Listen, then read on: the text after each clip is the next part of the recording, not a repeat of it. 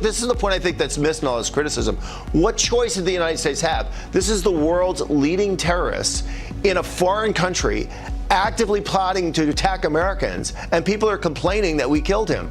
I mean, we killed Osama bin Laden, who was on vacation in Pakistan. I mean, this is just nuts that people that somehow say this is escalatory. This is not escalatory. This is the United States defending itself in the most clear and compelling way you can imagine. And the president did what he said he would do, and he would respond to that. Because of that attack that it caused the life of American personnel or American citizens. So the Iranians want to walk up to the red line, but they don't want to cross it because, once again, they're trying to appeal to certain audiences, and that includes the Europeans, who they want to help them get around U.S. sanctions that have been levied upon them. Well, I think that's the real end state, is a nuclear deal. I think neither side's really interested in escalating to a war. I think from the U.S. perspective, you have to keep the pressure up. That's the only thing that are going to tame the Iranians. But you're right. The goal here is to get this regime back to the table, to do a real sustainable deal that calms down the region in their fears about not only their nuclear program, but also their support for surrogates and their destabilizing activities. At some point, the Iranians are going to be the most isolated country on earth, or they're just going to have to come to the table. Iranian-backed militia groups attacked U.S. forces throughout our stay, 2003 to 2011 there in Iraq. So really, it's nothing unusual.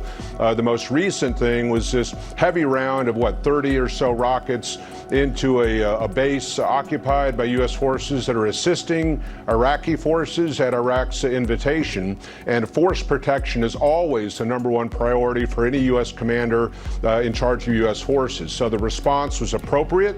It's a signal to Iran to hold back those groups that it supports from attacking U.S. forces, and the U.S. reserves the right to conduct such defensive strikes at any point. The U.S. should stop our own self-imposed constraints on military exercises. We've canceled at least 13 exercises. That's degraded U.S. deterrence and defense capabilities. Well, we need to have a comprehensive, integrated strategy using all the instruments of national power. So we try to maintain diplomatic outreach, though North Korea is always the one that slams the door.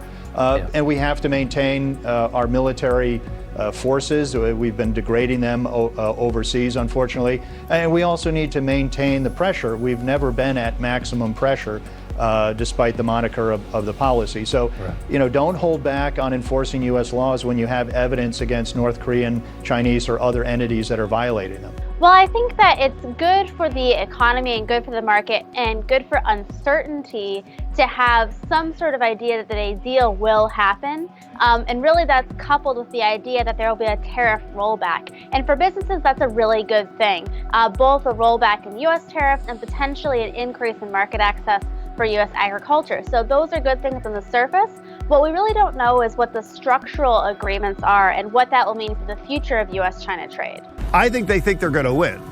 And I think what they're doing now is prepping. James Carafanos with the Conservative Heritage Foundation. He says if the Supreme Court rules in favor of the Trump administration, ICE will actively work to deport Dreamers. If DACA is wiped away, then everything is back on the table, and all the cases are really up for review. Well, I think it's most important to keep what we got, making the tax cuts that expire in 2020 permanent. But almost unanimously, every Democratic proposal has a piece of it that wants to dramatically raise taxes on savings and investment across the board for middle-class savers, for high-income earners. And so I think Republicans need to put forward something like a universal savings account that allows middle-class savers to put money away for things other than retirement. It would be like your 401k, allow you to save, but for everything in life that we should be saving for other than just retirement. I think this paired with permanent tax cuts, continuing to increase investment here in the United States are the main planks of what tax reform should look like going forward. I think that we have a very stark contrast in ideology, and people are feeling those differences. As you mentioned, we've got wages that are rising. We have household income at an all-time high. We've never had more people employed than we do now. And if you start actually contrasting our success now with what some candidates want to do and take health care for all, Medicare for all, and look into the details of that, and people are realizing this means they're going to lose their private health insurance, lose their choice, and the taxes. Even Bernie Sanders Sanders now, if you look at his legislation, admits taxes are going to have to rise dramatically on the middle class. Yeah. People are seeing that difference. Look, it was nice to see the Washington Post going after Maddow, but in some ways that was like the pot calling the kettle black, because the Washington Post itself did all kinds of false reports based on the Steele dossier, and they also, I don't think, have really apologized for the misleading stories they printed about all of it. I think instead of relying upon the Federal Reserve to channel economic growth or to speed up economic growth, we need to keep our eyes on what we know produces long-term wealth. And it's not manipulation of the money supply, it's not experimentation.